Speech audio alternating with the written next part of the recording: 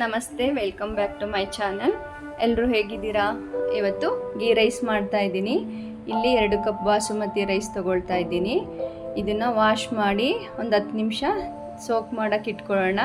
ನಂತರ ಇಲ್ಲಿ 2 ಕಪ್ ರೈಸ್ಗೆ 4 ಕಪ್ನಷ್ಟು ನೀರನ್ನ ಸೇರಿಸಿ ಬಿಸಿಯಾಗಕ್ಕೆ ಇಟ್ಕೊಳ್ತಾ ಇದ್ದೀನಿ. ಬಾಸುಮತಿ ರೈಸ್ ಅಂತಲೇ ಅಲ್ಲ, ಎನಿ ರೈಸ್ ಯೂಸ್ ಮಾಡ್ಬೋದು. ನಂತರ ಇಲ್ಲಿ ಒಂದು ಕುಕ್ಕರ್ಗೆ 2ರಿಂದ 3 ಸ್ಪೂನು ತುಪ್ಪನ ಸೇರಿಸಿ, ಸ್ಪೈಸಸ್ನ ಸೇರಿಸಿ, ನಂತರ 1/2 ಸ್ಪೂನಷ್ಟು ಜೀರಿಗೆ, 2 ಸಣ್ಣಗೆ ಹೆಚ್ಚಿರೋಂಥ ಆನಿಯನ್ನು, ಸ್ವಲ್ಪ ಸಾಲ್ಟ್ ಸೇರಿಸಿ ಫ್ರೈ ಮಾಡ್ಕೊಳ್ಳೋಣ. ಇಲ್ಲಿ ಒಂದು 1/2 ಕಪ್ನಷ್ಟು ತೆಂಗಿನಕಾಯಿನ ಗ್ರೈಂಡ್ ಮಾಡಿ ಅದನ್ನು ತೆಂಗಿನಕಾಯಿ ಹಾಲನ್ನ ತೆಗೆದಿಟ್ಕೋಬೇಕು. ನಂತರ ಇಲ್ಲಿ 8ರಿಂದ 10 ಹಸಿರು ಮೆಣಸಿನ್ಕಾಯಿನ ಯೂಸ್ ಮಾಡ್ತಾ ಇದ್ದೀನಿ.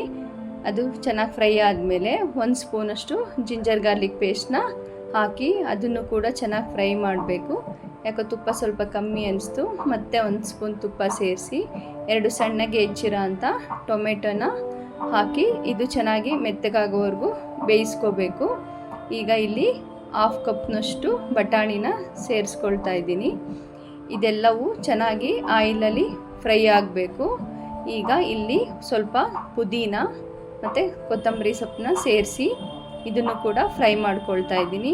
ಇಲ್ಲಿ ಬೇರೆ ಯಾವುದೇ ಮಸಾಲ ಪದಾರ್ಥಗಳನ್ನ ಯೂಸ್ ಮಾಡ್ತಿಲ್ಲ. ತುಂಬ ಮೈಲ್ಡಾಗಿರುತ್ತೆ. ಈ ಬೇಸಿಗೆಗಂತೂ ಎಷ್ಟು ಮೈಲ್ಡಾಗಿರುತ್ತೋ ಅಷ್ಟು ಚೆನ್ನಾಗಿರುತ್ತೆ. ಈಗ ಇಲ್ಲಿ ರೈಸ್ನ ಸೇರಿಸಿ ಇದನ್ನು 4ರಿಂದ 5 ನಿಮಿಷ ತುಪ್ಪದಲ್ಲಿ ಮತ್ತು ಒಗ್ಗರಣೆ ಜೊತೆ ಅಕ್ಕಿನ ಚೆನ್ನಾಗಿ ಬಾಡಿಸ್ಕೋಬೇಕು. ಈಗ ಇದನ್ನು ಎಷ್ಟು ಚೆನ್ನಾಗಿ ಬಾಡಿಸ್ಕೊಳ್ತೀವೋ ಅಷ್ಟು ಉದ್ದುದ್ರಾಗಿ ಸ್ಮೂತಾಗಿ ತುಂಬ ಟೇಸ್ಟ್ ಚೆನ್ನಾಗಿ ಬರುತ್ತೆ. ರುಚಿಗೆ ತಕ್ಕಷ್ಟು ಉಪ್ಪನ್ನು ಸೇರಿಸಿ ಈಗ ತೆಂಗಿನಕಾಯಿ ಹಾಲನ್ನ ತೆಗೆದಿಟ್ಕೊಂಡಿದ್ವಲ್ಲ, ಅದು 2 ಕಪ್ನಷ್ಟು ಆಗಿದೆ. 2 ಕಪ್ನಷ್ಟು ನೀರನ್ನ ಸೇರಿಸಿ ಚೆನ್ನಾಗಿ ಮಿಕ್ಸ್ ಮಾಡಿ ಇದನ್ನು 1 ಪ್ರೆಷರ್ ಕೂಗಿಸ್ಕೊಂಡ್ರೆ ಸಾಕು. ಯಾಕೆಂದರೆ ಡೈರೆಕ್ಟ್ ಮಾಡ್ತಿರೋದ್ರಿಂದ ಓವರ್ ಕುಕ್ ಆಗೋದು ಬೇಡ.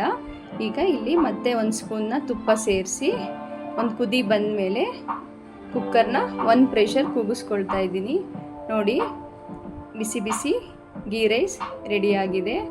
ತುಂಬ ಮೈಲ್ಡಾಗಿರುತ್ತೆ. ಈ ಬೇಸಿಗೆಗಂತೂ ತಿನ್ನೋಕ್ಕೆ ತುಂಬ ಚೆನ್ನಾಗಿರುತ್ತೆ. ಇದನ್ನು ನಾನು ರಾಯ್ತಾ ಜೊತೆ ಸರ್ವ್ ಮಾಡ್ತಿದ್ದೀನಿ. ಇದಕ್ಕೆ ಕೋಕೋನಟ್ ಚಟ್ನಿ ಕೂಡ ಚೆನ್ನಾಗಿರುತ್ತೆ. ಖಂಡಿತ ಪ್ರಯತ್ನ ಪಡಿ.